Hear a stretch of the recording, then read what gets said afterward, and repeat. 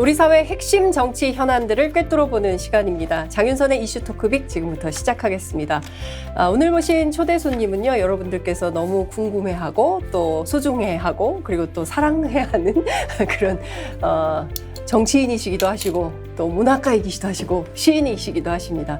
누굴까 너무 궁금하시지요? 바로 문재인 정부에서 문화체육관광부 장관을 역임하시고 지금은 국회 교육위원회에서 활동 중이신 도종환 의원님 모셨습니다. 의원님 어서 오십시오. 안녕하세요. 네, 반갑습니다. 반갑습니다. 의원님. 오랜만입니다. 4년? 3년? 만에 뵙는 것 같아요. 제가 그 사이에 어디 좀 갔다 와가지고 그리고 그러셨죠? 처음 네. 뵙는 것 같아요. 네. 그 사이에 더 젊어지신, 영해지신. 그럴 리는 없고요. 그래서 조명 때문에 그런 게 아니에요. 그래서 서로 외모에 대해서 칭찬이라도 하면서 아이고, 이 고맙습니다. 험난한 장국을 네. 넘겨야 되지 않을까 싶습니다.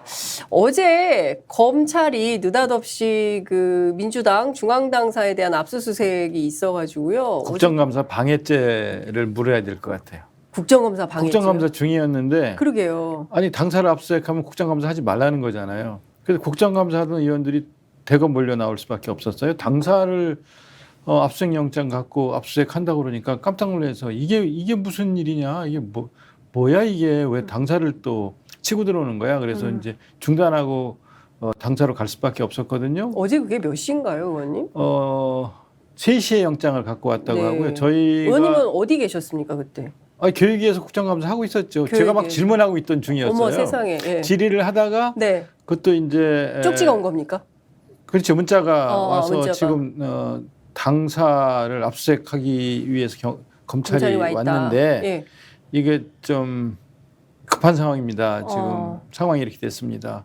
아무래도 국감을 계속하기가 어렵지 않겠는가 하는 생각이 듭니다. 그래서 깜짝 놀라서 네. 국감을 질의를 하다가 예, 그냥 중간에. 갔거든요. 그래서 예. 이건 국정감사를 방해하기 위한 그 계획된 책동이 아닌가. 국정감사 방해죄. 아니 어떻게 이럴 수 있나. 이거 국정감사 방해죄를 물어야 되겠다. 그렇지 않아도 네. 국정감사 중에 네. 교육부 장관 인사청문 요청서가 날아와서 이것도 국정감사 방해다. 국정감사 그러게. 방해를 하려고 작정을 하는구나. 네. 그런 생각을 했는데 어제 또 그러니까 네. 다들 여러 상임위가 국정감사를 못했거든요. 네. 일부러 국정감사를 못하게 하려고 이러나 보다 하는 생각을 사실 국감은 했어요. 야당 타임이잖아요. 네. 그렇죠? 예. 네. 정부가 무슨 잘못을 했는지 들여다보는 시간인데, 근데 어찌됐든 어제 오후부터 발생한 사건이어서 어제 밤늦게까지 대치를 11시까지 대치를 했는데요. 네. 한 8시간 대치를 했어요. 그런데 왜 왔냐? 네. 아니 개인의 뭐 비리가 있다면 네. 그 비리에 대한 뭐 자택 수색했을 테고 네. 또 뭐 무슨 핸드폰을 신체, 비롯한 신체 핸드폰. 뭐 차량 다 했을 네. 텐데 네, 굳이. 여기 왜 왔냐? 당사를 그러니까요. 왜 오냐? 네네. 여기 뭐 부원장이라서 온다는 거예요. 네. 그러면 부원장 임명된 지도 얼마 안 됐고 네. 또 와서 회의에 뭐 한 3번 정도 참석을 네. 했는데 회의 참석했다 갔는데 뭘 압수수색하려고 하느냐. 네. 사무실. 그래서 아니 사무실에는 아무것도 없다. 네. 그랬더니 아무것도 없다는 걸 확인하러 왔습니다. 그게 무슨 말입니까? 아무것도 없다는 것을 저희가 확인해야 되겠습니다. 그게 무슨 말이에요?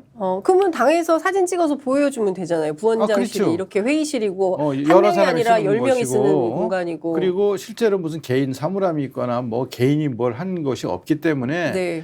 이곳을 그때 압수수색할 필요가 없다고 생각하고 네네. 이거는 공개적으로 이 개인적인 어떤 문제가 당과 연관이 아주 밀접하게 있다는 것을 의도적으로 부각시키기 위한 네. 기획 아닌가 하는 생각이 드는 거예요. 당이 비리와 이렇게 연결돼 있습니다라는 거를 네. 특히 뭐 무슨 대선 자금으로 흘러 들어간 것 같습니다라는 형태의 말하자면 정치 기획이다라는 생각이 드는 거예요. 예. 대선 자금은요 국고에서 얼마가 온다든가 어디서 어떤 수입이 있으면 공개적으로 투명하게 어디서 얼마 들어와서 얼마 지출하고 했다는 것을 선관위에다가 다 보고하게 돼 있어요. 네. 그렇기 때문에 대선 자금에 와서 눈먼 돈이 8억이 들어왔다? 그거 그렇게 쓸 수 없어요. 그러니까 처음에 이 수사 자체가 무슨 경선 자금이라고 얘기를 했다가 이게 갑자기 어제부터 대선 자금으로 프레임이 프레임이죠. 전환이 되는 예. 상황인데 예, 예. 지금 어쨌든 하나하나 제가 어제 상황은 그렇고 그러면 밤 11시까지 의원님도 현장에 계셨던 겁니까? 네. 근데 그 야간 영장까지 발부받아가지고 왔다면서요. 올 때부터 아주 야간 낮에 납작 왔으면서 영장까지. 코트까지 아예 입고 왔다면서요. 네, 검사들이. 예. 아직 저녁 때까지 대치를 하는 상황을 국민들 미리. 앞에 보여주자. 우리는 비리에 대한 어떤 증거를 갖고 왔는데 네. 우리 수사 못하게 막는다. 뭐 이런 걸 보여주려고 하는 음흠. 정치적 의도가 강하게 그 내재되어 있는 네. 그런 행위인 것 같다라는 생각이 저희는 드는 거예요. 네. 이렇게 해서 아니 당사를 압수수색한다 그러면 의원들이 가만히 앉지 않습니까? 그렇죠. 아니 제가 이런 전례가 없기 때문에 제가 찾아보니까 그 80년대에도 없었더라고요. 86년에 신민당사인가요? 80년에 해산된 조직이긴 한데 중앙일보 보도에 따르면 그때도 압수수색을 시도했다 못했어요. 네. 그리고 그 김의겸 대변인께서는 67년도에 압수수색을 하고 처음이다. 그러니까 사실상 정당에 대한 압수수색은 전후 한국전쟁 이후에 처음 있는 일이다 이렇게. 그렇죠. 네. 그래서 이거는 아마 프레임 전환을 위한 기획이 아닌가 그런 생각이 드는 거예요. 지금 뭐 외교 참사라든가 욕설로 인한 지지율 폭락 이런 국면을 한순간에 바꾸기 위해서 네. 이런 정치적 노림수를 통한 압수수색이 아닌가 그런 생각이 드는 거예요. 아니 정당을 압수수색한다고 그러면 저희가 가만히 안 있잖아요. 그리고 네. 저희가 무슨 정당에서 정말 엄청난 뭐 무슨 뭐 비리가 있다든가 그런 게 아니고 어떤 개인의 문제를 정당과 연관시켜서 네. 거기에 아무것도 없다고 얘기해줘도 아무것도 없는 걸 확인하러 온 거다라고 하면서 계속 대치하는 모습을 보여서 국정감사를 중단한 것도 이제 큰 이슈가 될 수밖에 없는 데다가 네. 의원들이 다 몰려온 것 자체와 그다음에 이런 대립과 충돌로 네. 크게 국면 전환을 시도하는 게 아닌가 그런 생각 외에는 무슨 이유로 정당을 압수수색한단 말인가? 이런 생각이 드는 거예요. 우선은 이제 밤 11시에 돌아갔잖아요. 그때는 자기들이 뭐라고 하면서 돌아가던가요? 그러니까 정당한 네. 영장 집행을 예. 지금 못하게 막았지만 네. 이걸로 끝나는 게 아니고 다시 온다. 물론 대개 한 일주일치 이렇게 일주일 정도 압수수색을 하겠다고 하고 네, 오죠. 네. 예. 그러니까 오늘도 올 수가 있고 어허. 내일도 올 수가 있는 거예요. 언제든지 올 수가 있는 불시에 또 올 수가 있는 거예요. 네. 그러니까 오늘은 가지만 가는 걸 끝나는 게 아니다. 또 네. 온다 예, 이거죠. 예, 예. 그러니까 언제든지 이 패를 언제든지 쓸 수 있다. 그리고 또 어떤 형태로든 이런 카드들로 지속적으로 공격을 하겠다 하는 그런 의도를 드러내 비친 거라고 보고요. 네. 이미 언론에 며칠 전부터 흘렸어요. 무슨 액수가 얼마다 또 당대표 무슨 실장 중에 아무개는 얼마다 이런 얘기가 네. 며칠째 흘러다녔어요. 네. 그러면 요거 말고 또 이제 당대표실 압수수색 또 들어올 수 있다는 얘기로 해석이 되죠. 되거든요. 예. 그다음에 그게 이제 결국 또 당대표를 향할 거고 예. 그러면 지금까지 무슨 쌍방울이다 또 성남 FC 후원 관련이다 등등으로 계속 지속적으로 몰아가서 결국은 사법 처리를 하려고 하는 의도가 우리는 있다. 네. 전직 전 정부의 장관급 또는 실장급에 대한 수사를 포함해서 한 10개 검찰청에서 이렇게 쫙 광범위하게 수사하고 있는 이것들이 하나는 이재명 대표를 겨냥하고 하나는 서욱 국방부 장관을 비롯해서 이제 대통령을 겨냥하고 네. 이 두 개로 가기 위해서 수많은 사람들에 대한 압수수색과 조사와 기소와 그다음에 이제 정치적 탄압이 있을 거다라는 거를 지금 이렇게 보여주고 있는 거죠. 네. 그 말씀 주신 대로 이재명, 문재인 두 사람에 대한 압박을 라기보다 큰 틀에서 보자면 민주당 전체로 이렇게 전선을 좀 넓혀서 당사도 그리고 지금은 그 민주연구원 부원장 출신인 김용 씨를 대상으로 하지만 말씀 주신 대로 다음에는 이재명 대표를 알아보기 위해서 당대표실 또 국회 본청 이렇게 들어오려고 그렇죠. 하는 그 가능성도 열려 있다. 그렇게 열려 있다라고 저희는 보고 있고요. 예. 총선 전까지 이런 형태로 가서 총선을 치르려고 하는 게 아하. 아닌가라고 생각하는 거죠. 야, 그럼 지금 상태로 지지율 24%, 28%, 30%대를 가지고 총선을 치른다. 이거는 이렇게 가다간 진다. 네. 라고 생각할 거 아니겠어요? 그럼 어떤 카드를 써서 이 국면을 반전시킬 것인가? 제일 잘할 수 있는 게 뭔가? 수사다. 이렇게 이제 생각하는 거라고 보는 거죠. 근데 사실 그 윤석열 대통령이 검사 출신이기 때문에 뭐 제일 잘하는 수사로 민주당을 혹은 또 야당을 옥죄려고 할 거다라는 전망은 있었지만 이게 사실로 드러나니까 상당히 당혹스러운 측면도 민주당 안에는 있을 것 같다는 생각이 좀 드는데요. 그게 전방위적으로 오는 거예요. 아. 이제 지금 어제 압수수색과 그다음에 또 있을 당대표의 정무실장에 네. 대한 얘기가 흘러나오고 있지 않습니까? 네. 이쪽으로 해서 지금 또 언론에 계속 나온 이재명 네. 대표 쪽을 향한 수사가 네. 크게 총선까지 쭉 끌고 갈 거고 어느 시기에 어떻게 기소하고 어떻게 재판을 해서 그걸 어느 시기까지 끌고 가는 것이 총선에 유리한 건가라는 생각을 하고 있을 테고요. 네. 또 하나는 이제 문재인 대표 문재인 대통령을 겨냥을 하면서 전 정부에 대한 수사를 동해 사건, 서해 사건 네. 우선 드러난 것이 세 번째 블랙리스트. 네. 그다음에 여기서 드러나지 않은 것을 감사원 34개 특정 감사. 네. 그러니까 동해 사건, 서해 사건과 그다음에 블랙리스트 건이라는 예. 이름으로 이제 환경부 등. 환경부는 이미 끝났고 네. 그다음에 이제 과기부, 외교부, 뭐 교육부 뭐 이렇게 네. 그 각 부처 장관들에 대한 조사와 그 관련자들에 대한 네. 조사들을 쭉 광범위하게 진행하면서 여기에 포함되지 않은 부처들은 네. 그 부처에서 했던 핵심 사업들 34가지 예. 특정 감사를 감사원에서 지금 진행을 하고 있으니까 이걸 통해서 또 뭐 온갖 그 정책적인 것들이 수사 대상이 되는 네. 이런 쪽의 일을 감사원이 지금 사무총장을 중심으로 해서 감사원장과 함께 진행되고 있어요. 네. 그래서 감사원에서 조사를 지금 받고 있는 공무원들은 뭐라고 하느냐면 차라리 감사받는 것보다 수사받는 게 낫겠다. 왜냐하면 변호인도 뭐 세울 네. 수 없고 예, 뭐 예. 자기 방어도 할 수 없는 상태에서 그냥 무방비로 그냥 막 그 예. 조사들을 당하고 예. 이 조사당한 것이 검찰 수사로 이어져 가니까 네. 이렇게 할 거면 차라리 변호인 입회하에 수사받는 게 낫겠다. 변호인과 함께 수사를 받는 게 낫지. 예. 이게 뭐냐? 이거는 자기 방어권도 없고 그다음에 감사원의 그 권한을 넘어선 네. 감사원이 이게 독임제 기구가 아니라 합의제 기구라서 그러니까요. 감사원 위원들의 의결을 통해서 진행돼야 되는데 그렇지 않은 권한 남용의 소지가 있고 그다음에 또 절차도 지키지 않았지만 네. 말하자면 우리가 공무원들은 마음대로 해도 된다는 아하. 그런 그 뭐라고 인식. 할까요?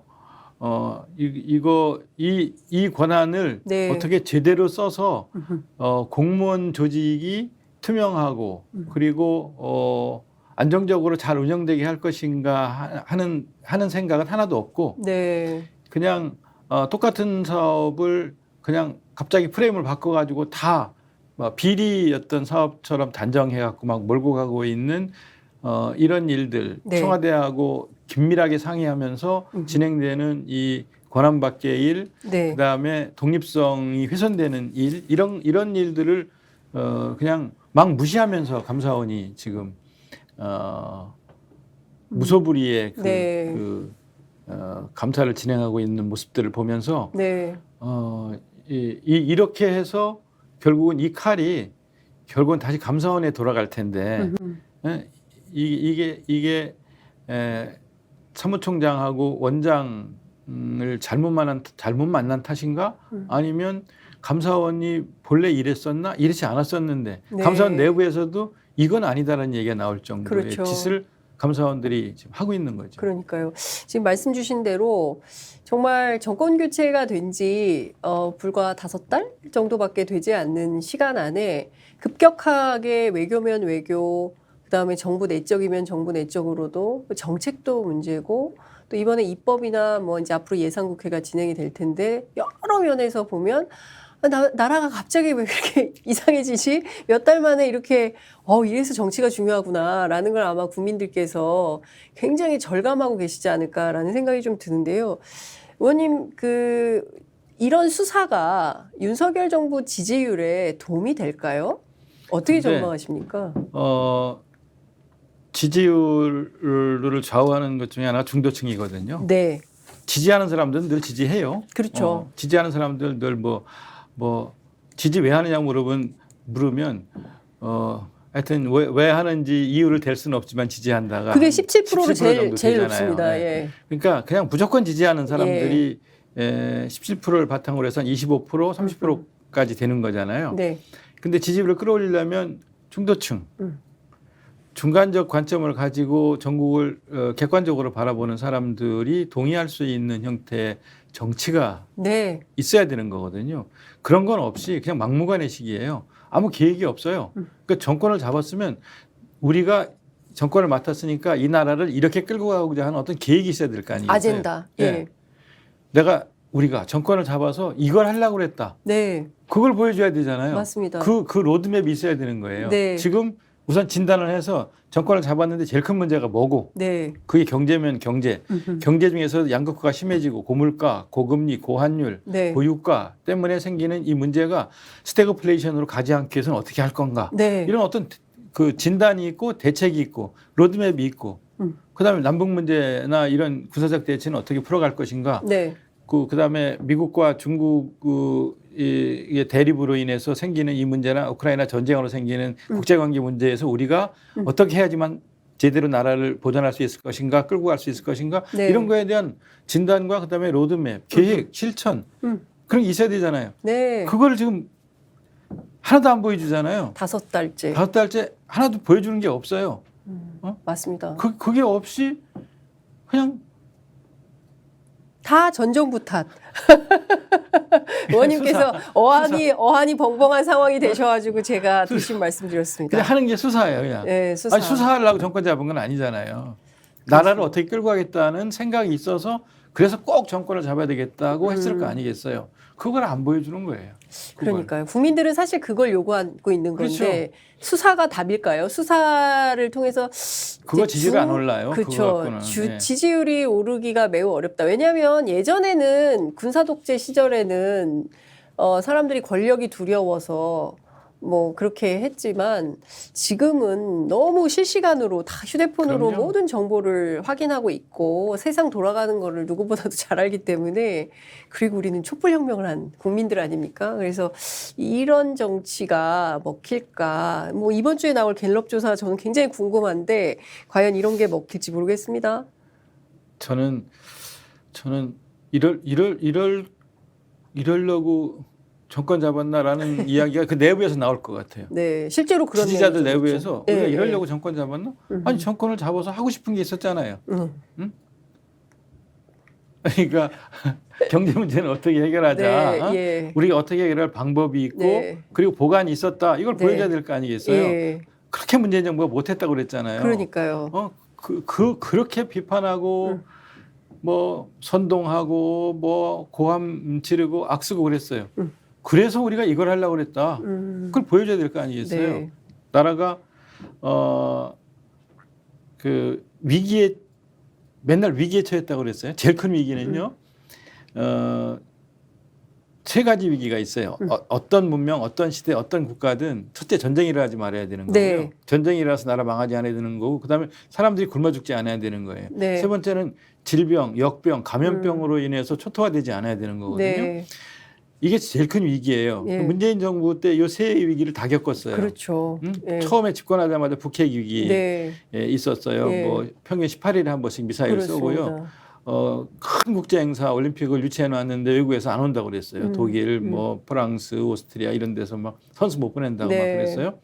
이거에서 벗어나기 위한 그 노력들을 굉장히 많이 했거든요. 그럼요. 그래서 그걸 결국 이제 그 올림픽을 평창 올림픽을 평화 올림픽으로 치르면서 그 국면을 전환했잖아요. 네. 그러니까 상황을 진단하고 제일 큰 위기가 뭔지 진단하고 거기에 대한 로드맵을 짜고 그다음에 하나하나 실천해 나가서 실현 가능하게 해내는 네, 것. 네. 그것이 굉장히 중요하잖아요.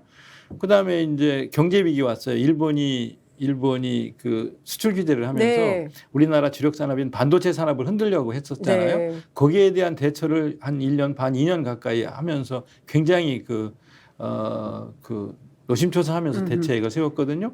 세 번째가 코로나가 2020년 초부터 터졌어요. 그러니까요. 그래서 전 세계가 겪는 팬데믹 위기였잖아요. 네. 이 세계가 한꺼번에 왔어요. 5년 동안. 이거 대처하느라고 굉장히 힘들었거든요. 자, 그러면 이 과정에서 이건 못했고 이건 잘 안 됐고 이거는 상처받은 사람들이 많았다. 어려움을 겪은 사람이 많았다라고 맨날 지적을 했으니까 그럼 이것에서 벗어난 지금 우리는 나라를 어떻게 끌고 가겠다라는 로드맵이 있어야죠. 그렇죠. 우리를 그렇게 비판하고 비난하고 그리고 공격했으면 자 봐라 우리가 이렇게 번듯하게 해결하지 않냐. 그걸 보여줘야죠.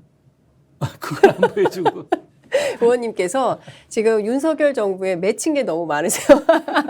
문재인 정부 때 국무위원을 지내셨기 때문에 아니 우리가 이렇게 전쟁 위기 그다음에 뭐 전염병 코로나 위기 경제 위기 그리고 경제 위기 이거를 다 극복하느라고 정말 고생을 했는데 이제 와서 이거를 다 막 특별감사 형태로 감사하고 수사하고 뭐 이러면서 잘못만 지적하는데 그러면 대안을 내라. 윤석열 정부가 대안을 내놓고 국민들에게 심판받아라. 지금 이런 말씀을 하시는 것 같아요. 그렇죠. 예. 근데 우선 제가 어쨌든 지금 윤석열 정부는 수사를 무기로 해서 야당을 압박하는 방식의 이것도 정치라고 할 수 있는지 모르겠지만 하여튼 이제 이런 방식을 쓰고 있는 건데요. 국가 운영의 로드맵은 없이 네. 수사의 로드맵만 있는 거예요. 그러니까요. 아직 검찰총장이 아닌데 지금은 대통령인데 검찰총장 스타일로 국정 운영을 하시나? 라는 생각이 좀 들기도 하는데요. 거기서 벗어나야 돼요. 네. 검찰총장이 아니고 네. 수사만 계속 해온 사람이 아니라 대통령이다. 나라에 대한 책임이 있다. 나라를 운영할 막중한 책임이 있다. 어떻게 할 것인가. 그걸 보여줘야죠. 네. 검찰총장이었던 것만 보여주고 있어요. 그러니까요. 이 우리는 되겠습니까? 검찰총장이 아니라 대통령을 원하는 건데. 그죠? 오늘 아침 의총 분위기는 좀 어땠습니까? 의총을 하면서 우선 당장 국정감사를 어제 못했는데 네. 이 상태에서 계속 국정감사를 할 것인가 중단할 것인가 뭐 네. 이런 논의들이 있었고요. 그래도 해야 된다. 네. 하자. 이건 이것대로 대응을 하고 또 만약에 압수수색 영장을 갖고 또 온다면 또 중단되는 한이 있더라도 국회가 해야 될 본연의 일인 국정감사만큼 중요한 게 없으니까 네. 일단 국정감사는 해야 된다. 네. 그런 토론들이 있었죠.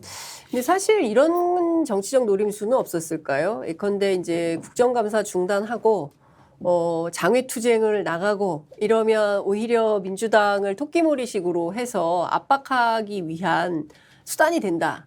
이러면은 국감을 안 하는 것 자체가 말리는 패가 아니냐 이런 우려는 없으셨습니까? 아니 그런 걸 포함해서 다양한 네. 논의들이 있었을 거라고 봐요. 야당을 장애로 내모는 방식, 네. 국감을 중단하고 막 파행을 네. 하게 한 걸 국민들한테 보여주면서 비리를 옹호하려고 국감을 안 했어요부터 네. 시작해서 뭐 여러 가지 계획들이 있었을 거라고 봐요. 어제 아무것도 없다는 걸 확인하러 온 겁니다. 근데 그 말 자체가 됩니다. 너무 충격적입니다. 네. 아무것도 없다는 걸 확인하러 온다는 게 무슨 바보 같은 짓인가 싶은 생각도 좀 들어요. 그 모든 것들이 정치적 기획으로 진행된다고 보고요. 네. 거기까지 저희들이 생각을 했고요. 그리고 이게 이제 시작이라고 봐요. 이게 시작이다. 시작이다. 서막에 불과하다. 서막에 불과하다. 네. 더 많은 것들이 계속 예비되어 있고 계속 될 거다. 총선 일종의 전까지 될 거다. 민주당에 대한 모욕주기 이런 거가 흠집 될까요? 내기, 모욕주기, 뭐 비리 집단화하기, 예. 뭐 이런 계획들이 앞으로 지속적으로 계속 될 것이다라는 거를 예측을 하고 거기에 맞게 우리도 대응 방안을 네. 시기별로 예. 건별로 짜야 되는 거죠. 네. 그런 대응팀들 당 안에 마련해 놓고 있고요. 네. 영역별로 네. 민주당 그 정치 탄압에 대한 특별 대책위를 만들어서 네. 그 안에 이제 각각 그 분야별로 나누어서 대책을 마련하고 준비를 하고 있어요. 그래서 건건이 막 흥분해서 장애로 나가는 것이 아니라 네. 그때 어떻게 대응할 것인가에 대한 준비를 해야 한다고 생각하고 있어요. 아주 정치한 대응, 정교한 대응을 민주당이 지혜롭게 해야 되는 상황이다. 왜냐하면 대통령이 전국 운영에 대한 정치한 그 판단을 잘 정치한 대응을 국정 운영에 대한 정치한 계획을 보여주지 않고 그렇죠. 수사에 대한 정치한 계획만 보여주고 있으니까 네, 정치는 이렇게 하는 것이다라고 민주당이 보여주는 걸로 교과서를 네, 이 해야 될 것 정치한이라는 말을 또 이제 또 잘못 이상하게. 들으실 수도 있는데 정교한, 아주 정교한 촘촘한 네. 수사에 대한 계획은 로드맵은 쫙 짜 있는 것 같아요. 근데 전국 운영에 대한 나라 운영에 대한 촘촘하고 상세한 계획은 보여주고 있지 못하다는 거죠. 어제 윤석열 대통령이 그 국민의힘 원외 당협위원장들 초청해서 오찬을 함께 하면서 한 당협위원장이 물었다 그래요. 그래서 그에 대한 답을 한 것이 좀 상당히 큰 논란이 좀 되고 있는데 종북 주사파는 협치의 대상이 될 수 없다. 이런 말을 했습니다. 그 종북 주사파가 민주당이냐. 왜냐하면 협치를 하려면 민주당하고 해야 되는데 협치의 대상이라고 말을 했기 때문에. 이제 그런데 그 대통령실에서는 이렇게 해명을 했습니다. 특정 대상을 지칭한 것은 아니다. 다만 국가보위가 첫 번째 책무인 대통령으로서 기본 원칙을 언급한 것이다. 이렇게 이야기를 했습니다. 일단 국가보위라는 단어는 전두환 전 대통령 시절에나 듣던 네. 말이 아닌가라는 네. 생각이 좀 드는데요. 우선 이 종북 주사파 발언을 그냥 상시적으로 쓸 수 있는 말일까요? 대통령의 언어로 어떻게 보십니까? 종북 주사파하고는 우리도 협치를 안 해요. 아니, 명답이십니다. 아니 그 김문수 네, 경산위 위원장. 위원장이 네.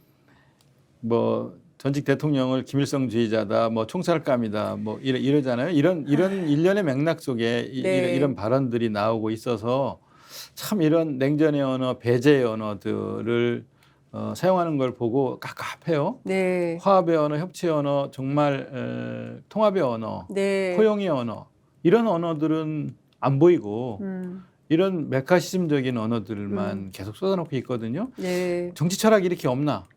시대 정신이 이렇게 없나? 지금 이 시대에 우리가 국민을 이끌고 나가야 될 시대 정신이 뭔지를 이야기해야 할 대통령이 네. 맨 종북 주사파 얘기는 하고 또 그 협치의 가장 모범적인 노사정을 화합하고 소통하게 해서 경제 문제를 어떻게 풀어갈까를 고민해야 되는 위치에 있는 사람 입에서 김일성주의니 뭐 이런 얘기는 나오고 네, 네. 이거는 판 깨겠다는 거거든요. 경산위 위원장을 그 자리에 앉혀서 경산위라는 조직을 깨겠다는 거예요. 국가교육위원회 네. 국가교육위원회 위원장을 국정교과서 만들던 책임 있는 사람, 그 다음에 한국학중앙연구원장을 할 때 그 교수들로부터 정말 그 리더십, 그 화합, 통합의 리더십은 전혀 없고 분열의 리더십밖에 없다고 평가받았던 사람을 앉혔어요. 그것도 국가교육위원회를 깨겠다는 뜻이거든요. 또 이 원외 지역위원장들 모아놓고 대통령이 이런 식으로 얘기하면 야당과 협치 깨겠다는 거예요. 야당을 상정하고 종북주사파라고 얘기한 거라고밖에 볼 수가 없거든요. 그럼 누구하고 협치를 하겠다는 건지 우리를 다 공산주의자, 뭐 종북, 뭐 주사파 집단이라고 몰아놓고 협치 안 하겠다고 하면 그 다음에 이제 그 윤석열 적극 지지자하고만 협치를 하는 거죠. 윤석열 적극 지지자하고만 협치를 하고 나머지하고는 협치 안 하겠다. 그럼 전국 운영 어떻게 할 거예요? 여소야대인 국면에서. 대통령이 이런 생각을 갖고 있는 것에 대해서 심히 우려하고요. 네. 그리고 특히 이제 아마 이재명 대표를 겨냥해서 또 종북주사파라는 생각을 하고 있을 거라고 유추를 해요. 이재명 대표에 대해서는 잠재적 범죄자로 생각을 잠재적 범죄자 플러스 네. 종북주사파라고 할 거라고 플러스. 저는 봐요. 네.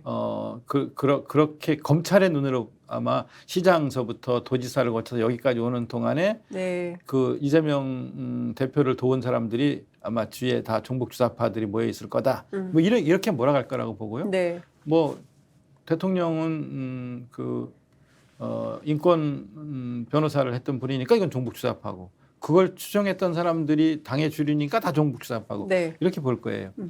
지금 시대는요. 네. 이런 논리를 그러니까 이런 흑백 논리, 좌우 이분법의 논리를 뛰어넘는 시대 정신을 보여줘야 돼요. 네. 아니 그러면 피카소는 공산주의자라고 본인이 말을 했어요. 네. 그러면 데려다 총살시켜요? 구간 참시를 해요? 미술교 가서 빼요? 피카소 전시를 앞으로 못하게 해요? 어떻게 해요? 그 다음에 채플린도 자본주의를 비판하는 그 모던 타임즈 같은 그렇죠. 영화를 만든 만들었죠. 사람이에요. 네. 그래서 메카시에 의한 그 말하자면 추방을 네. 당하고 결국 돌아오지 못하고 외국에서 죽었어요. 채플린의 영화 앞으로 보지 말아요. 사르트르 읽지 말아요. 파블로 네루다 시집 읽지 말아요. 어떻게 해요? 그러니까요. 그러니까 정치는 좌우를 넘어서는 그 어떤 걸 그러니까요. 자본주의의 한계와 그다음 자본주의의 모순과 사회주의 한계를 뛰어넘는 어떤 시대의 정신 이걸 보여주는 게 정치잖아요. 어떤 새로움, 예. 유능함, 우리가 나아갈 새로운 어떤 비전 가치. 이걸 보여주는 게 네. 대통령의 리더십이어야죠. 맞습니다. 지금도 대통령 되고 난 뒤에도 종북 사파 타령하고 있으면 나라를 어떻게 끌고 가겠다는 거예요. 그래서 국민들이 너무 불안해하고 그래서 국민들이 이거 신뢰할 수가 없다. 그래서 불신 절대 신뢰하지 않는다가 제일 높아요. 39%. 그렇죠. 그러니까 이게 그러니까 야당에 지금- 대한 선제 타격이에요. 이게 협치의 대상에 대한 선제 타격이에요. 이제. 참 걱정입니다. 그래서 네. 사실은 원래는 정치가 국민을 걱정해야 되는데 이게 전부 국민들이 앉아서 정치를 걱정하고 있는 이런 상황이 그러니까요. 됐고 네. 지지율이 앞서 말씀 주신 대로 최악 24% 찍고 30%를 잘 못 넘는 이런 대통령인데 이렇게 한다고 해서 절대 지지율이 오르지 않을 텐데 왜 이렇게 정치의 하수 중에 하수 아닙니까? 하책 중에 하책인 하책 거죠. 중에 예, 하책. 예, 예. 그리고 모시는 분들도 전부 보면 문제가 됐던 이은재 전 의원, 김문수 전 지사, 뭐 이주호 장관, 부총리 이런 분들 다 문제가 돼서 물러났던 분들을 전부 다 복귀시키고 있어요. 그래서 아나바다죠. 아나바다. 옛날에 다 평가 끝난 사람들을 그러니까 아껴 다시 쓰고 또 나눠 쓰고 다시 쓰고 뭐 그 아나바다. 대통령 아나바다도 잘 모르시던데. 실천은 좀 잘하고 있는 거죠. 예. 아나바다라는 말이 뭔지 모르지만 실천은. 근데 이런 문제, 잘하고 이런 있죠. 상황 인식을 가지고 있는 분, 그러면 이제 이재명 대표가 제안했던 여야 영수회담은커녕 그 대통령과 여야 지도부가 함께하는 모임, 뭐 말로는 한다고 하는데 이거 없다고 봐야. 수사 대상하고 협치하기가 쉽지 않겠죠. 그러니까요. 수사 모든 사람을 이제 그 수사의 정치하는 대상으로 보는 모든 거죠. 사람을 수사의 대상으로 본다면 협치는 진짜 불가능할 것 같은데요. 네. 수사만 이게- 가능하고 협치는 불가능한 근데 거죠. 지금 윤석열 정부가 출범한 지 얼마 안 됐기 때문에 향후 한 4년 7개월, 6개월 정도는 이 분위기로 가야 되는 거거든요. 이 분위기. 아니 이 이 분위기로 분위기로 가면 안 가면 안 되죠. 돼요? 어떻게 바꿀 수 있을까요? 아니 이 분위기를 계속 가면 나라는 정말 아니 보세요 정말 네. 너무 무지하고 또 아는 게 없잖아요. 각 분야에 아는 게 없어요. 유치원 가가지고서 네. 어린이집 가가지고 네. 아니 이렇게 어린애들도 여기 와요. 6개월이면 다 걸어다니고. 그러니까 엄마들이 거기 엄청 올렸어요. 6개월이면 이제 알바 뛰어요. 그러니까 네. 지난번에 뭐 교육 관련 얘기가 나왔으니까 네. 하나 더 떠오른 거에 대한 말씀을 드리면 박순애 전 장관을 아니 전 정부에서 이렇게 훌륭한 장관 보신 본 적 적이 있어요? 있냐. 라고 도어스태핑에서 얘기했잖아요. 그 지지율 24% 됐잖아요. 네. 아니, 그런데 그러니까 만 5세로 한 살 당겨서 입학을 네. 한다라고 하면 뭐 이건 지나간 얘기가 되겠습니다만 네. 저희는 그럼 준비가 됐냐라고 묻는 거예요. 그러니까 예를 들어 2025년에 한 살 당겨서 이제 만 5세까지 들어간다면 네. 본래 들어가야 하는 아이들 45만 명에다가 네. 또 한 살 땡겨 들어가는 애들 42만 명을 합해서 네. 갑자기 아이들이 늘어나면 네. 교실이 더 있어야 되죠. 그렇죠. 선생님이 더 있어야 되죠. 예. 거기에 대한 준비가 돼 있어야 되는 거예요. 그다음에 교육 과정이 준비가 돼 있어야 하는 거예요. 네. 초등학교의 지식 중심 교육 과정 플러스 그 유치원에 다니는 아이들의 놀이 중심 교육 과정, 네. 경험 중심 교육 과정, 활동 중심 교육 과정으로 운영하던 요것들을 통합할 건지 네. 그 준비가 돼 있는지 통합 교육 과정이 준비가 예, 돼 있는지 예, 예. 그다음에 엄마들이 제일 불안해하는 것처럼 한 살 차이지만 격차가 생기면 아이들이 뒤처질 텐데 이 그럼요. 뒤처지는 아이들에 대한 배려, 돌봄의 준비는 돼 있는지 그다음에 이 아이들이 학습 격차가 생기면 네. 어떻게 할 건지 학습 격차가 지속되면 어떻게 할 건지 네. 그다음에 혹시 폭력이나 따돌림에 노출되면 어떻게 할 건지에 대해서 질문했을 때 네. 이렇게 하려고 준비하고 있습니다라고 대답을 해야지만 그런 큰 정책을 바꿀 수 있는 거예요. 그렇죠. 그거를 비전문가인 장관하고 비전문가인 대통령이 왜 둘이 독대를 했나 모르겠는데 둘이 독대해서 건의하니까 즉각 시행하라고 그랬단 말이에요. 알지도 못하는 대통령이 예. 즉각 시행하라고 한 걸 또 대변인이 즉각 시행한다고 브리핑을 하니까 이제 그 뒤에 혼비백산이 되는 거죠.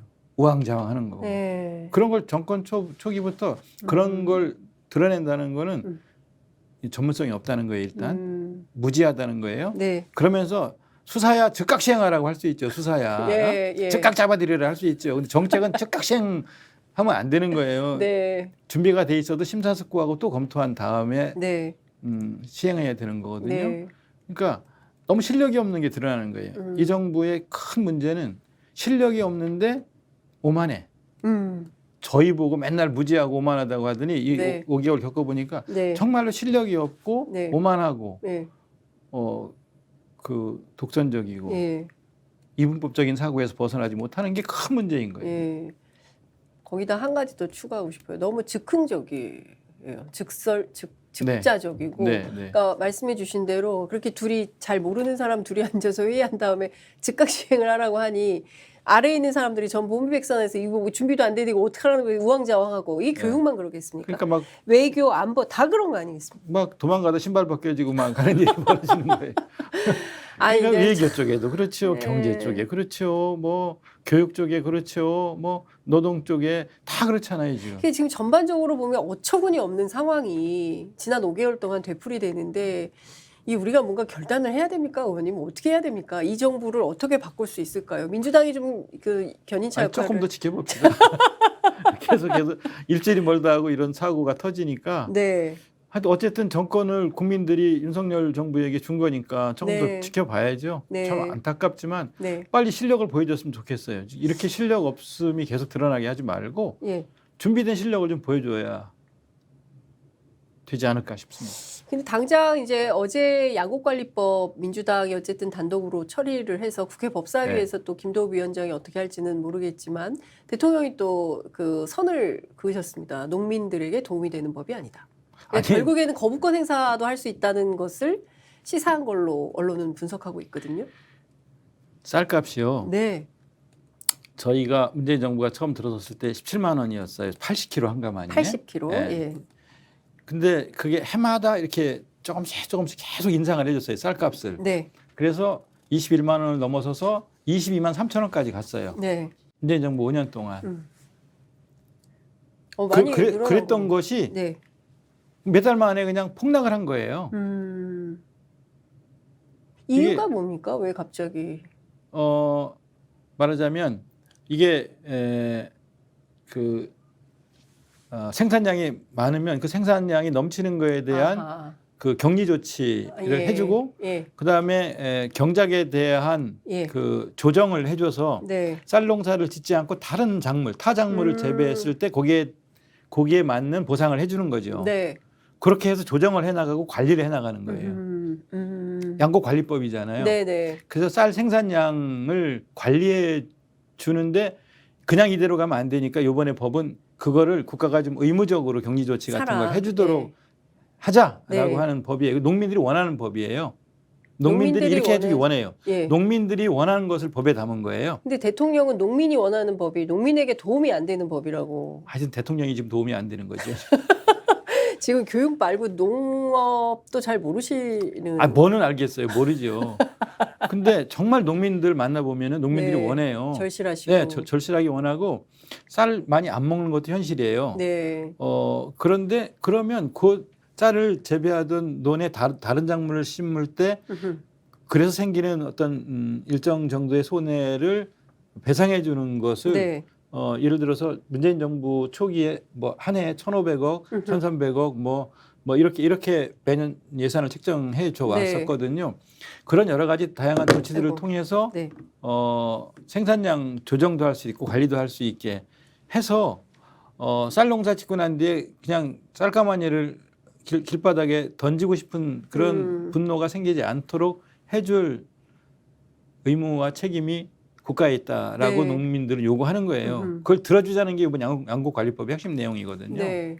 그러니까 그렇게 해줘야죠. 예. 예컨대 대통령 거부권 행사한다면 어떻게 될까요? 어쩌면 우선 1차 관문은 법사위에서 아마 용산이 쌀가마니로 뒤덮일 거라고 생각을 하고요. 조만간. 예. 네, 용산이 쌀가마니로 뒤덮일 것이다. 네. 농민들이 가만히 있지 않을까요? 가만히 있지 않죠. 네. 농민들이 죽게 생겼는데 농사진 걸 다 버려야 되는데 네. 아니 이거 지금 이 상태로 뭐 16만 원, 17만 원으로 80kg 한 가마니에 네. 16만 원, 17만 원이 되면 농사 질 수가 없어요. 쌀 농사를. 그럼 농민들이 가만히 있겠냐고요. 네.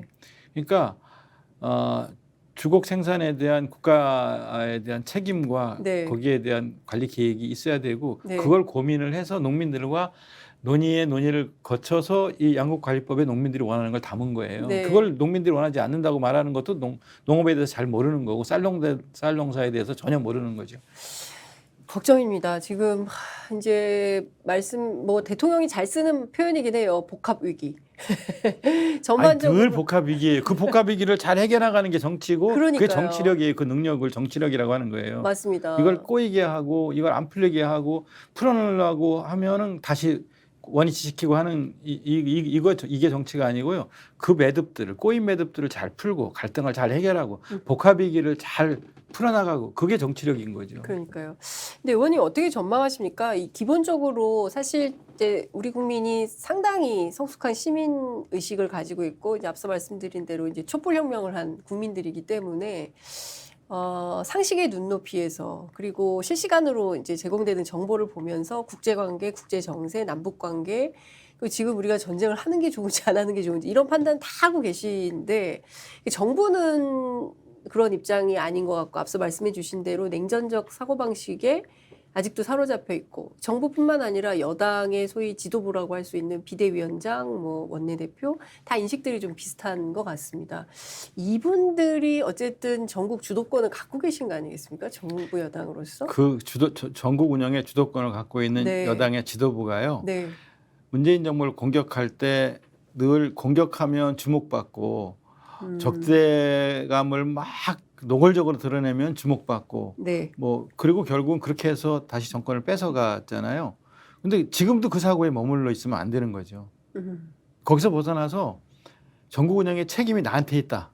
우리한테 있다. 막중하게 있다. 그 생각을 하고 어떻게 이 난국을 잘 풀어나가고 이 경제적인 어려움이 몰아닥치는 이런 상황에서 이 문제를 어떻게 잘 풀어나갈 건가. 나라를 어떻게 잘 운영할 건가. 이 생각 먼저 해야 돼요. 지금도 야당 공격하고 뭐 냉전적인 언어, 배제의 언어 막 뭐 이런 살벌한 언어들을 막 던지는 것이 그 지도자들이 할 일이다? 그게 네. 착각이에요. 국민들이 바라는 건 그건 아니에요. 그렇죠. 누가 됐든 나라를 잘 끌어가야죠. 예. 어떤 정권이 들어서든 국민들을 위한 정치를 해야 되죠. 나라 운영 잘해야 돼요. 네. 그냥 맨날 그냥 그 격한 목소리로 그 아주 그냥 모욕적인 그 언어들을 막 여기저기 던지는 것이 정치 지도자가 할 일이다? 예. 절대 그건 착각하는 거예요. 그렇게 하면 안 되는 거예요. 예. 어쨌든 어느 정부가 들어서든 잘해야 될 거 아니겠어요. 네. 근데 이게 뭐예요? 이게 잘하는 거예요?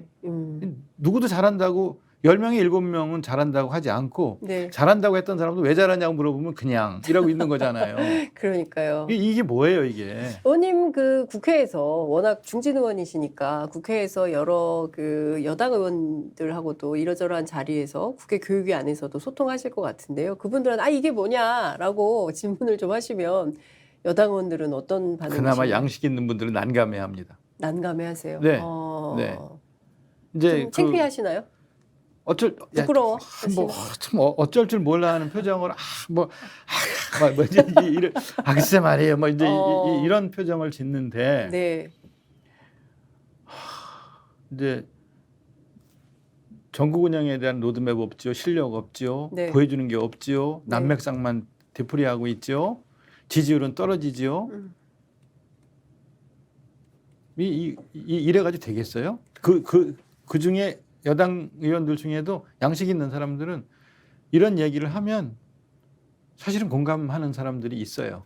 그렇군요. 네. 예. 그분들이 좀 당내에서 혁신을 좀 해야 되는데 저는 항상 정진석 그런 사람들이 소수죠, 이제. 그 당에선 그렇죠. 정진석 위원장의 역사관도 사실은 상당히 큰 논란이 되지 않았습니까? 그게 식민지 근대화론이라는 그러니까요. 건데요. 네. 근데 오히려 민주당을 향해서도 역공하고 있습니다. 사과는 안 하고. 그러니까 맨날 뒤집어 씌우기 뭐 덮어 씌우기 네. 뭐 이런 거가 정치라고 생각하는 예. 이런 여당 정치 지도자들의 그 정치 철학의 이 부재에 대해서 맨날 참 그 통탄하지 않을 수 없는데요. 네. 우리가 다시는 남의 나라의 지배를 받는 식민지 상황이 오는 일은 다시는 없어야 되잖아요. 그럼요. 그리고 이거를 정말 냉철하게 돌아보고 그리고 다시는 일본에게 지지 않겠다라는 네. 생각 같은 것들을 정치 지도자들이 가져야 되고 네. 그리고 그걸 실력으로 보여줘야 되는 거예요. 제가 실력 얘기를 오늘 여러 번 하는데 네. 일본이 수출 규제를 하면서 우리가 이거 안 주면 니네가 버틸 수 있겠어? 라고 한 거잖아요. 폴리미드, 리지스트, 불화수소 이런 소재 부품 장비 안 주면 니들 다 무너질 거야. 본래 경제전쟁 할 때는 수입 규제를 하는 건데요. 네. 수출 규제를 한다는 얘기는 엄청나게 무시하고 시작하는 싸움이라는 거거든요.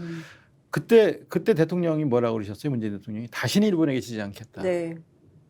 그런 각오로 기술에서 지지 않고 그리고 새로운 능력을 보여주는 것에도 지지 않고 그냥 침략만이 아니라 네. 4차 산업혁명 시대를 이끌어가는 그런 선도국가로서도 니네한테 지지 않고 다시는 지지 않겠다. 우리가 대안을 만드는 모습을 보여주면서도 지지 않겠다. 네. 이런 의미를 갖고 그렇죠. 있었던 거거든요. 그래서 세계 국력 6위 대한민국, 7위 프랑스, 8위 일본 이런 나라를 만들었지 않습니까? 그렇게 하는 그 밑바탕에 다시는 일본에게 지지 않겠다고 말한 밑바탕에는 침략을 당한 역사에 대한 그 단단한 각오와 마음가짐 이런 게 있는 거거든요. 네. 근데 이제 와서 우리가 뭐 내부에 썩어 문드러져서 망했고 뭐 일본이 언제 우리 쳐들어왔냐 늘 군사적인 것뿐만 아니라 경제적으로 또 문화적으로 늘 침탈해 오고 네. 그리고 우리를 얕보고 깔보고 무시해요. 네. 일본이 자기들이 근대가 먼저 됐다는 것만 갖고 그렇게 무시하는 거 다 알잖아요. 근데 정치 지도자가 그렇게 말을 해요? 그런 식의 식민지 근대화론. 그거는 일본이 우리가 니네를 지배하면서 니네가 미개하고 그리고 반문명적이었던 나라였는데 우리가 철도 놔주고 도로 건설하고 위생시설 놔주고 뭐 새로운 문명을 전해주고 그러면서 니네가 발전한 거야. 이게 일본의 식민지 근대화론의 논리거든요. 네. 이게 지배자의 논리라면 네. 그 지배를 당했던 우리들은 그게 아니라 정말 수많은 수탈과 네. 폭압과 죽음과 희생과 그 바탕 위에 나라를 되찾기 위한 엄청난 희생과 노력이 있어서 우리가 다시 독립을 되찾고 그리고 지금 이 나라를 이렇게 건설해 나가고 있는 거다. 이런 논리를 가진 지도자가 돼야지. 네. 이게 뭐예요, 이제? 누가 저런 식민지 근대화론을 누가 동의하겠어요? 그런데 여태까지 사과를 안 하고 있거든요. 그 문제에 대해서. 자기가 늘 평상시에 생각하던 거겠죠. 그러니까 사과할 필요도 없다고 생각하는 거겠죠. 그러니까 이거를 어찌됐든 선거를 통해서 국민이 뽑은 정부고 국회의원들이기 때문에 뭐 방법은 없지만 그런 인식에 대해서는 국민들이 동의하지 않는 분들이 훨씬 포션이 많은 것 같습니다. 조사를 해보면 그런 상황인 것 같아서 근데 상당히 지금의 시국은 매우 엄중하고 위중한 상황인 것 같다. 이런 인식을 가지신 분들이 어쨌든 최고위층에 계신 분들이어서 상황이 매우 좀 답답한 것 같다. 이런 말씀을 좀 드릴 수 있을 것 같습니다. 이주호 지금 전 수석이죠. 이분이 지금 교육부 총리 내정자로 되어 있는데 인사청문회는 언제 하게 되나요? 대략 다음 주 말 정도로 지금 여야 간에 논의가 되고 있지요. 네. 적합한 후보입니까? 지금 우리 교육이 경쟁 교육으로 인해서 이렇게 망가진 책임을 물을 때 네. 교사들, 교육계, 교수들 다 이주호 전 장관의 책임이다라고 말하는 사람이 대다수입니다. 이주호 장관의 책임이다. 예. 네. 그러니까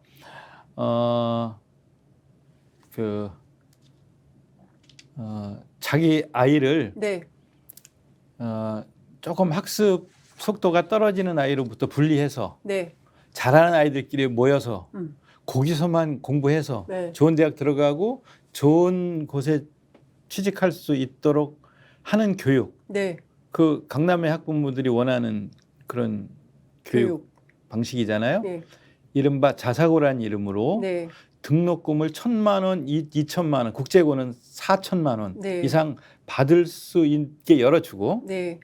그리고 교육과정 편성의 자율성을 주고 네. 그래서 좀 공부 잘한다 싶은 아이들을 다 자사고나 특목고.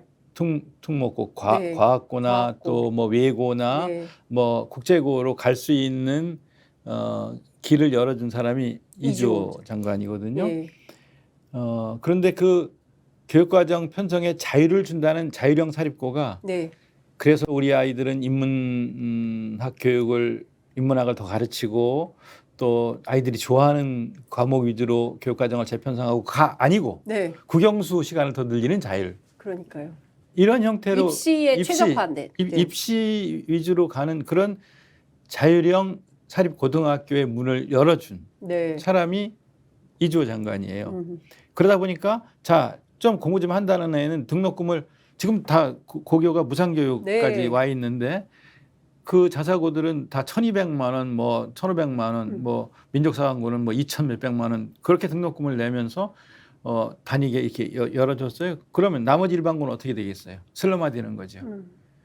이렇게 만들어 놓았어요. 그리고 또 초중고 교육이 그 줄세우기 경쟁교육, 그 일제고사 위주의 네. 평가 방식 이런 걸로 교사들도 반발하고 학생들도 힘들어하게 하는 이런 교육이 되게 만들었기 때문에 교사들도 교육자들도 교육 행정하는 사람들도 다 정말 이건 아니다라고 말하는 우리 교육의 이 파탄에 이르게 된 원인이 거기에 있는데 그 사람을 다시 재기용하는 거죠. 경우에 따라서는 그 학부모들의 반발이 굉장히 클 것 같다는 생각이 좀 듭니다. 다른 건 몰라도 일제고사를 다시 보라면 전국의 1등부터 꼴등까지 전부 줄 세우겠다는 거거든요. 그러면 이러면 또 학원비도 더 많이 쓰게 되잖아요. 전국적으로. 아무래도 또 우리 아이가 뒤처질까 봐, 우리 아이가 대학 못 갈까 봐 학부모들이 얼마나 많이 쓰겠습니까? 근데 기준금리 3% 시대에 지금 벌어서 이자 갚기도 힘든데 사교육비 부담이 더 늘어나면 정말 국민들이 점점 가난해지는 이런 상황이 되는데 그러면 국회 교육위원회 야당인 민주당에서는 좀 이분의 인사청문회를 좀 어떻게 준비하고 계시고 이런 교육 문제를 좀 근데 또 반대해도 또 대통령께서 그냥 임명해 버릴 수도 있잖아요. 워낙 또 네, 그냥 하시니까. 네. 일단 그 지금까지 언론을 통해 드러난 것만 봐도 네. 딸이 이중 국적자예요. 전에는요. 네. 전 교육부 장관 중에 2명이 그 외국 국적을 가진 자녀 때문에 낙마한 분이 2이나 있어요. 스스로 그만둔. 예. 그런데 뭐 이걸 문제 삼으면 윤석열 대통령이 이거 참 문제구나라고 생각할지는 모르겠어요. 그리고 딸과 함께 논문 공저자였고요. 그리고 특히 그 지금까지 우리 교육을 이게 황폐화시킨 그 책임에 대해서 본인은 뭐 전혀 책임지려고 하지 않을 거라고 보고요. 그러면 다시 똑같은 형태로 또 학부모의 그 자녀 이기주의와 욕망에 발맞추는 교육을 또 할 것인가? 아마 그렇게 할 거라고 보고요. 그 기자들의 질문에 답한 것 중에 학습 격차를 줄이는 일에 최선을 다하겠다라고 하는 얘기를 네. 하는 걸 언론을 통해서 봤는데요. 네. 학습 격차가 생긴 건 맞아요. 학습 격차를 줄여야 되죠. 코로나 때문에 더 심해졌죠. 더 심해졌어요. 옆에서 끼고 가르쳐도 학습에 격차가 생기는 건데 원격 수업을 하고 집에서 온라인으로 네. 공부를 할 수밖에 없는 동안 격차가 더 벌어졌어요. 이건 다 인정하는 거죠. 근데 학습의 격차를 해결하기 위해서 1:1 맞춤형 교육이라든가 또 요거 학력 그 뒤떨어진 아이들을 전담하는 교사 운영을 어떻게 할 건가라든가 이런 계획이 있어야 되고요. 또 학습 격차뿐만 아니라 심리적 정서적 격차도 생겼어요. 네. 그다음에 운동 부족이라든가 이런 걸로 건강 격차도 생겼고요. 네. 사회성 부족도 생겼어요. 이 모든 것들을 함께 회복시켜주는 교육 회복의 방법 네. 이런 것들을 고민해야 된다고 생각을 하고요. 점수 위주, 성적 위주의 격차를 어떻게 줄일 것인가? 그 방법 중에 하나로 IB 교육이라는 걸 하려고 네, 해요. 네. AI를 통한 진단, 뭐 IB 교육. 예. 이게 이제 바칼로레아 네. 이런 거를 하겠다는 거예요. 그 정도를 하려면 정말 논술형 교육이 되려면 뭐 토론이나 이런 게 좀 있어야 토론식 수업, 예. 그다음에 수업이 완전히 바뀌어야 돼요. 완전히 바뀌어야 되는데 그리고 교사가 상당히 준비가 돼 있어야 됩니다. 그런 준비 없이 바칼로레아를 적용하면 격차가 더 커질 거라는 그렇죠. 우려를 하는 교사들도 예. 있거든요. 지금 어려운 상황 먼저 잘 진단을 하고 교육 회복을 위해서 어떻게 할 건가를 고민한 다음에 그 다음에 함께 교사들과 교육 회복에 대한 논의가 있지 않고 바칼로레아를 도입을 하면 이거는 교육 격차가 줄어들 것이다라고 생각을 하지 않을 거라고 저는 믿고요. 대구라든가 세종이라든가 제주에서 시도를 하다가 지금 조금 이게 성과를 내기에는 여러 가지 준비가 필요하다는 것 때문에 멈칫하고 있는 것도 교육 현실이기 때문에 그런 것까지를 다 종합적으로 진단해서 어떤 정책이 만들어져야 된다라고 지금 보고 있고요. 네. 청문회 때 이 모든 것들을 점검을 할 생각입니다. 의원님께서는 집중적으로 어떤 분야를 좀 문제 삼을 계획이십니까? 요거는 노출되면 안 되기 때문에 비밀. 다 얘기해주면 다 준비할 거 아니겠어요? 알겠습니다. 뭐 보안을 좀 지키면서 얘기를 마무리해야 될 것 같습니다. 사실은 교육 문제가 정말 심각하잖아요. 그리고 교육 때문에 전부 이민 오시잖아요. 대치동 이민이라고. 그리고 방학 되면 전부 지방에서 또 짐 싸들고 또 한 달 동안 와서 공부시키고. 어찌 보면 이게 서울대를 중심으로 한 어떤 대학 서열화? 뭐 이런 것 때문에 생기는 문제가 아닌가. 그리고 보면 한동훈 장관, 김은혜 홍보수석 전부 자기 자식들은 또 국제학교 보내요. 외국 학교. 네, 외국 학교. 예. 그 수석 같은 경우에는 미국의 아주 좋은 사립 네, 학교를 고등학교에 보낸다고 그러고. 한 반에 한 10명씩밖에 안 되고 세계 한 20개국에서 온 전교생 한 250명밖에 안 되는 좋은 학교에 네. 보내고 있죠. 네, 그러고 한동훈 장관도 마찬가지 네. 아닙니까? 그렇죠. 체도익이라고 아주 비싼 네. 국제학교를 보내고 있는 건데요. 그러면서 또 국무회의 석상에서는 공교육의 문제를 얘기할 거 아닙니까?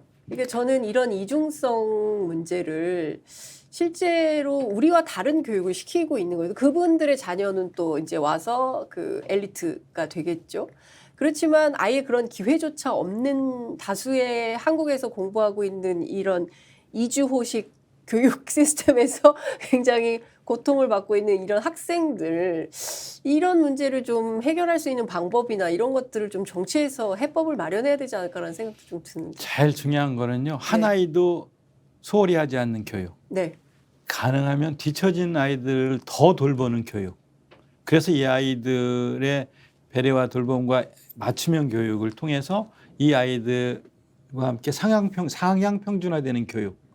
이런 고민을 해야 됩니다. 네. 우리 반에 공부 못하는 애가 있어가지고 쟤 때문에 학급 평균 떨어져요. 쟤하고 앉아있으니까 우리 애 공부 잘하는 우리 애가 손해보는 것 같아요. 라고 생각하는 형태 말고 교사들이 아이에 대해서 너무 잘 알고 이 아이의 학습 속도 그리고 이 아이의 맞춤형 교육을 어떻게 할 건가에 대한 계획까지를 세워서 한 아이도 소외되지 않고 낙오하지 않게 하면서 데리고 가는 그 교육.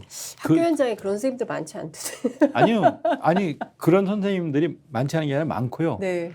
그렇게 해야 되고 그렇게 할 수 있도록 하는 환경을 만들어 주는 게 국가의 책임인 거예요. 그렇죠. 그 선생님들이 그렇게 할 수 있도록 네.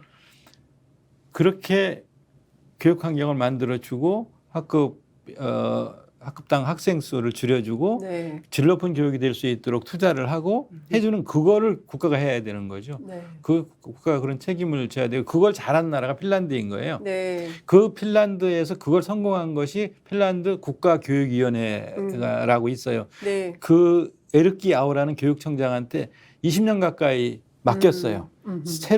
새로운 이렇게 그 배려와 돌봄이 있는 교육, 뒤처지지 않는 교육을 교육의 목표로 네. 삼고 이렇게 1학년부터 9학년까지 같은 선생님이 쫙 끌고 가요. 한 네. 교실에는 1교실 2교사제를 해요. 네. 그래서 교사 말고 보조교사가 또 있어서 아이의 학습속도에 맞추는 그런 교육을 네. 그런 교육을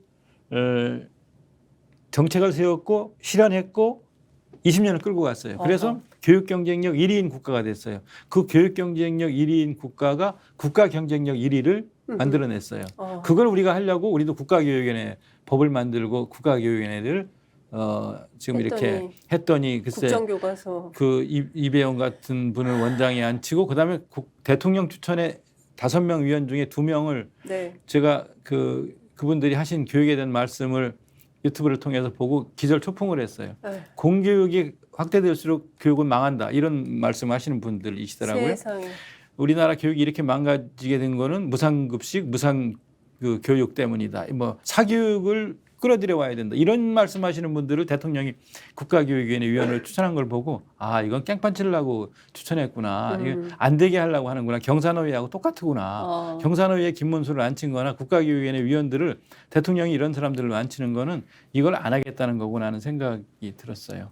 참 가슴이 참 많이 아팠어요. 예, 지금 끝이 없는 것 같습니다. 근데 더 암울한 것은 이제 이 정부와 더불어 이제 4년 몇 개월을 살아야 된다는 것인데요. 그 사이에라도 어찌됐든 뭐 여러 가지 위기가 오는 것 같습니다. 민주당에게도 수사의 위기가 오고 있고 그리고 국민들에게는 진짜 교육, 안보, 경제 뭐 수많은 위기가 오는 것 같아서 참 걱정인데 그래도 의원님 뭐 이제 마무리를 시간이 엄청 지났네요. 이제 마무리를 해야 될 것 같은데 그래도 좀 희망은 어딘가 있지 않습니까? 의원님께서 또 시인이시기 때문에 요새 시는 안 쓰시겠지만 그래도 이제 정치하시면서 그래도 우리 국민들에게 그래도 꼭 하시고 싶으신 당부 말씀도 있고 그러실 것 같습니다. 네, 희망은 바깥에서 오는 건 아니고요. 곰고 썩은 그 안에서 새살이 돋아나는 것처럼 그 안에서 희망을 만들어 가야 된다고 생각하고요. 그리고 그 희망을 만들 사람들은 결국은 우리가 신뢰하는 우리와 또 소통할 수 있는 그 국민들이라고 다시 또 국민들이라고 생각을 하고요. 그분들이 만들어내는 민주주의의 역동적인 힘 그게 희망이라고 생각하고요. 그분들 아니면 희망은 없는 거죠. 정치인들이 정치하는 사람 혼자서 희망을 만들어갈 수는 없는 거고 이 시대가 요구하는 것이 무엇인지를 정말 잘 아는 그런 시민들과 함께 희망을 만들어 가야 된다. 안에서 만들어 가야 된다. 희망의 바깥은 없다. 네. 그 생각을 10월 합니다. 22일 집회가 있지 않습니까? 그 집회 의원님은 혹시 나가십니까? 지금 국정감사하느라고 10월 22일 날 집회는 나갈 생각을 못했고요. 네. 아니 페이스북을 통해서는 네. 알지요. 예, 뭐 민주당의 의원님들 김아무개 의원님 가셨더라고요. 근데 지금은 국감에다가 다음 주에 인사청문회 준비가 있어서 네. 그 때문에 나갈 수는 없는데요. 하여튼 여러분 함께 어렵고 힘들지만 희망을 만들어 갑시다라는 말씀을 드릴 수밖에 없네요. 네, 알겠습니다. 지금 뭐 국감의 인사청문회 그리고 또 뭐 이제 계속 있을 여러 가지 정치 일정에 너무 바쁘실 것 같지만 그래도 장윤선의 이슈 토크빅을 찾아주셔서 너무 감사드리고 앞으로 또 종종 모시겠습니다. 오늘 정말 도란도란 그러나 속 시원하게 의원님 모시고 윤석열 정부 지난 5개월 어떤 문제가 있었는지 그리고 앞으로 어떻게 해야 되는지 그 길을 살펴본 것 같습니다. 의원님 오늘 말씀 너무너무 잘 들었고요. 또 뵙겠습니다. 감사합니다. 고맙습니다. 네, 고맙습니다. 네. 저희 오늘 마련한 순서는 여기까지고요. 저희가 다음 시간에 또 찾아뵙겠습니다. 시청해주신 여러분 감사합니다.